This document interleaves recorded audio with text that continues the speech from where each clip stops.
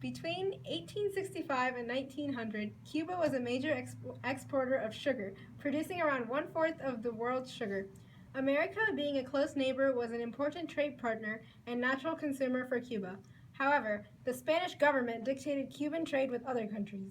When the Cuban market collapsed, America felt the need to interfere, and the only way they believed peace in Cuba was possible was through U.S. interference. During this time, Cuba was also experiencing conflicts between Cuban nationalists and Spain. The Cubans were fighting for their independence, but the Spanish government was persistent in maintaining control over their North American colony. Alas, Cuba was only able to get its independence after the Cuban-Spanish-American War. The sugar trade with Cuba was extremely important for America. Nonetheless, the Spanish government in Cuba made it difficult for the U.S. and Cuba to continue commerce without any problems. America also passed the Wilson-Gorman Tariff in 1894, which restored high duties on sugar. However, this tariff ruined sugar production and destroyed the backbone of the island's source of wealth.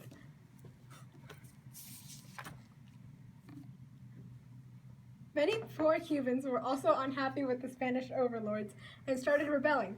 Insurrectos, or insurgents, led by José Martí, used the scorched earth policy against Spanish overlords.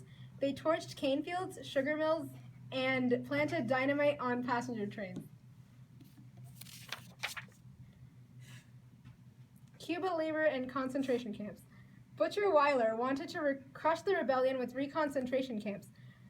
Reconcentration camps had improper sanitation and subpar living conditions, which meant the victims of these camps faced imminent deaths. Yellow journalism. In the beginning of 1900, there was huge competition among the 48 daily newspapers that battled for the high demand of readership and sales. Hearst's New York Journal competed with Pulitzer's New York World for readership and profit.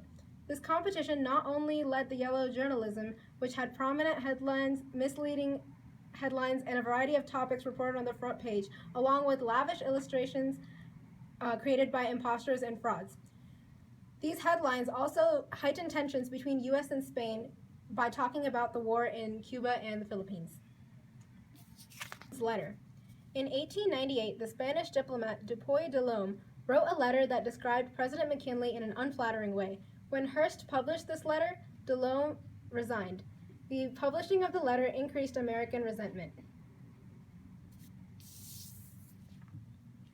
In 1898, America sent the main battleship to Cuba for what they called a friendly visit. It was actually for evacuating Americans on the island in case dangerous activities were to occur.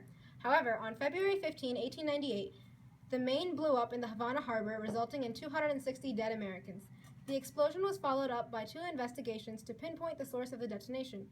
One investigation was by the Spanish and the other was by Americans, and these investigations resulted in vastly different conclusions about what caused the ship to erupt. The Spaniards concluded that an internal combustion caused the explosion and it was accidental. On the other hand, the Americans argued that the blast was intentional and caused by a submarine mine. This incited the anger of many Americans against the Spaniards, and a new cry was created: "Remember the Maine, to hell with Spain."